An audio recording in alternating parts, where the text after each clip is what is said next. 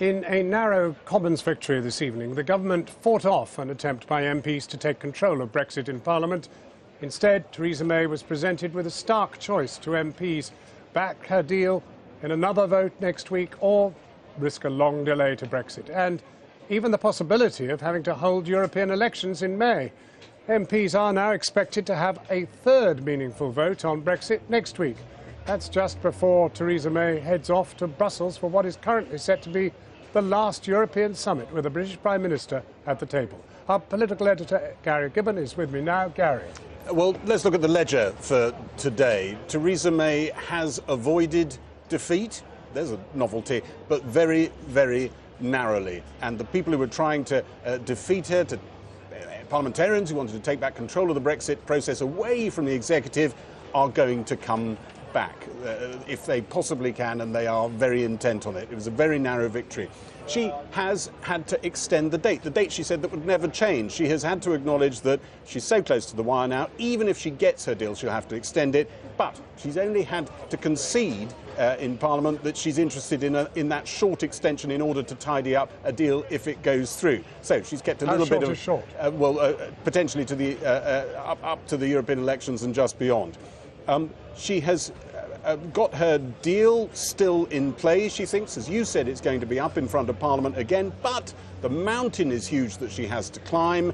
And some Tory MPs, recalcitrant rebels, even the ones who are thinking of coming back, are saying the price for coming back might be her making the ultimate political sacrifice and giving them an early date for when she is going. And then, on top of all of this, can discipline hold for her to even get to that near point in the horizon? Because in the vote tonight, when Parliament was agreeing to the government's motion, saying that maybe that we need a short extension if the Act passes, the withdrawal agreement, in order to tidy it up, in the lobbies there were cabinet ministers who were voting against the government line, and some whips as well, and that was them giving a two-fingered salute to number 10, who they think let some pro-Remain ministers off the leash and allowed them to abstain yesterday. The overwhelming feeling you have here is that there is incredible fatigue, incredible rattiness, and an awful lot of people who can't get away from this building soon enough and are dying for the weekend to start. Order! Order!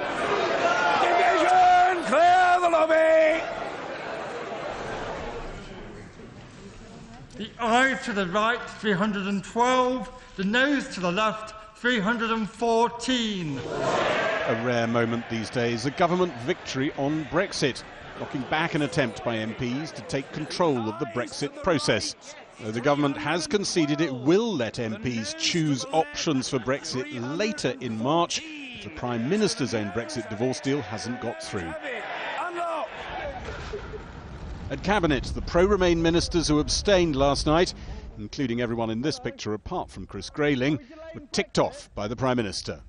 Last night they defied a whip to show their hostility to no deal. The Prime Minister condemned ministers for posturing and attacked Cabinet leaks. One parliamentary aide actually lost his job for voting against the government line last night. I think there's a real problem here that the government seems to just be trying to get through day to day. All it's seeing is the next immediate vote. How do we get through that? What are the concessions and compromises we need to get through now, at a complete absence of a longer term strategy? And often, you make a concession to get through today, but in doing so you're only storing yourself up more problems for 3 days, a week later. And I think that's what we're seeing. This is an appalling way to describe a government you were a member of until yesterday. Well, no, I think day-to-day management, really no strategy. Well, I think that's clear to anyone looking inside. Theresa May's plan to get a grip is to scare pro-Brexit Tory rebels with their worst nightmares. Extended delay, a journey into the unknown, perhaps the loss of Brexit altogether. Her policy has always been to frighten us into voting for this deal, and that's what's going on now. It's very clear to me and all of us.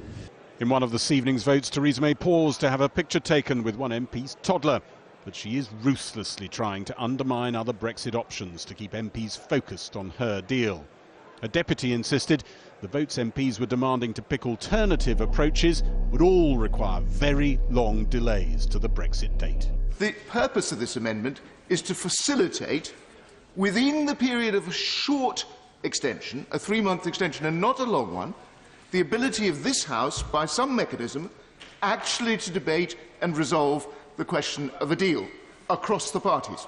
I simply do not think that the European Council would see it as plausible to agree a 3-month extension without much greater clarity about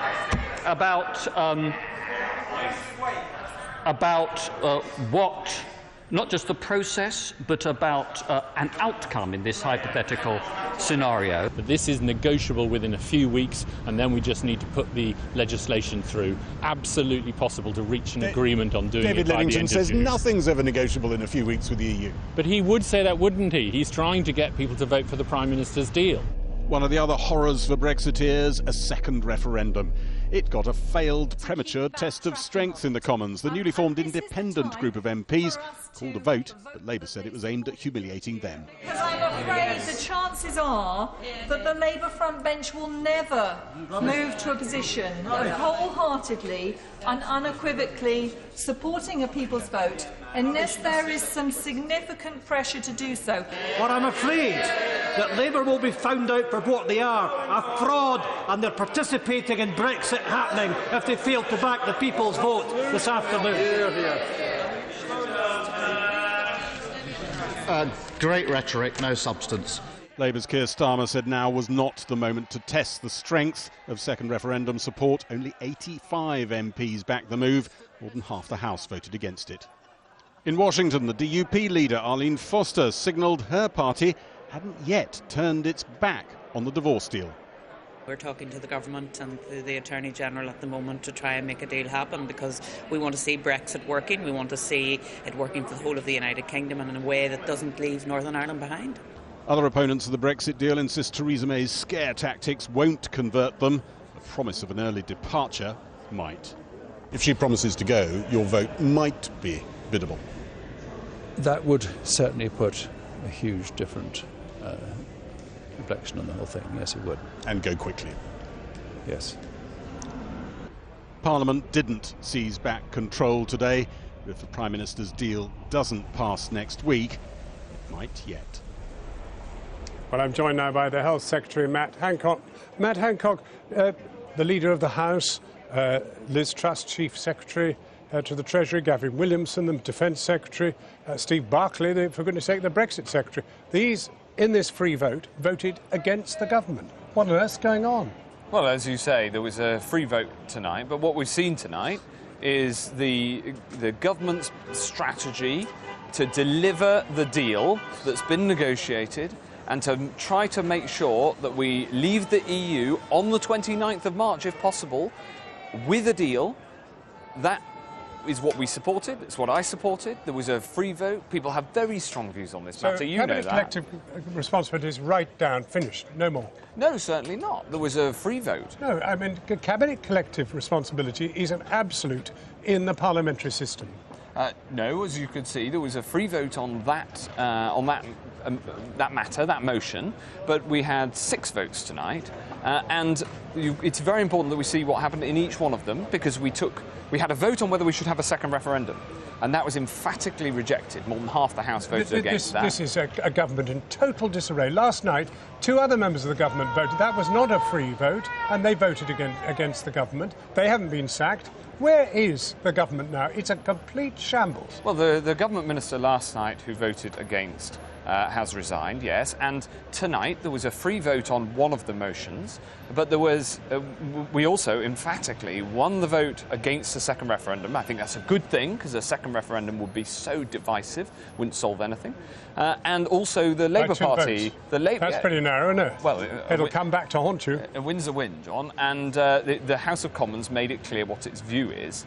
And on the second referendum, the margin was over 200. It was an absolutely emphatic decision, and I think that's important. Now, how long is this extension going to be? Well, I hope that we don't have to have an extension at all. That is extremely difficult.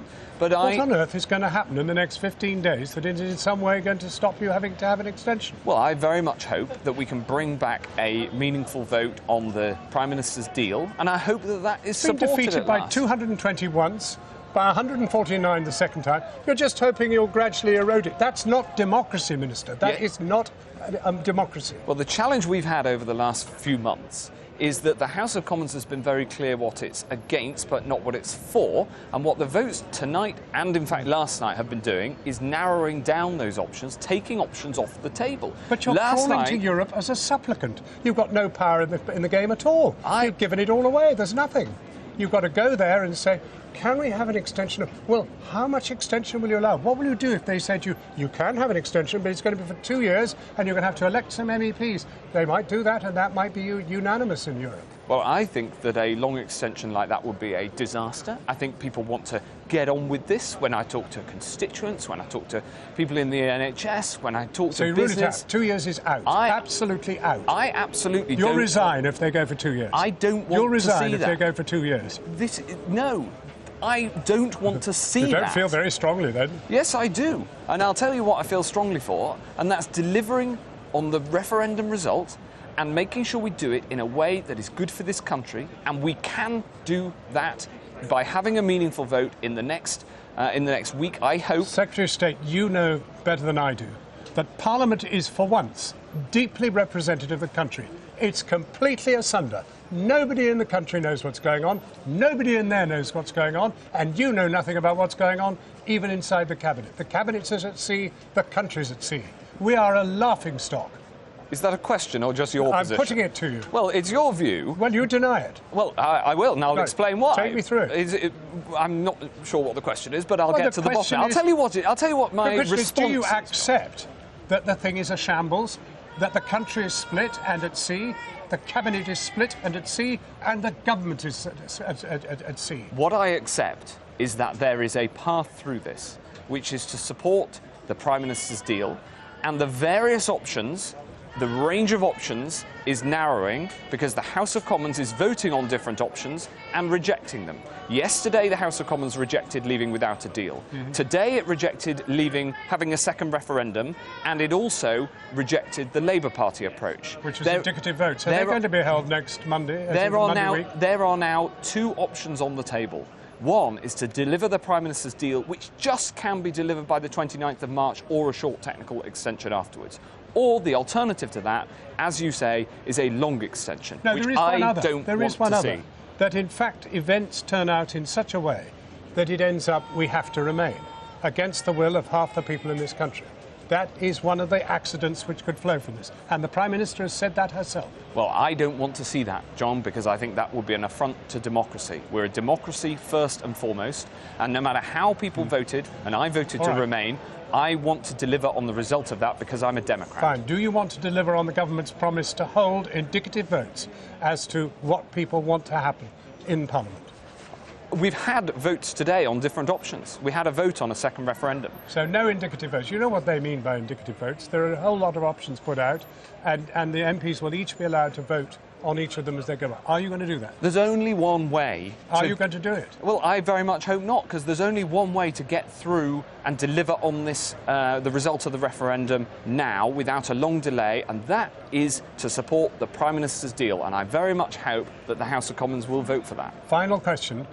Is our democracy in a robust and wonderful state, or are you deeply ashamed of the shambles that this government has got this country into? Well, it's certainly a robust democracy. But what I'd say is this. I understand how people have very different and very strongly held views. That's true in the country as a whole. It's true in that place because the Commons essentially reflects the country as a whole. And our task in government has been to listen to people and to try to bring people together and try to get a deal that everybody can broadly back, and then we can get on with it, deliver on Brexit, and then get on with all the rest of the things that we want to achieve. Secretary of State, thank you very much indeed for joining us. Very good of you. Thank you.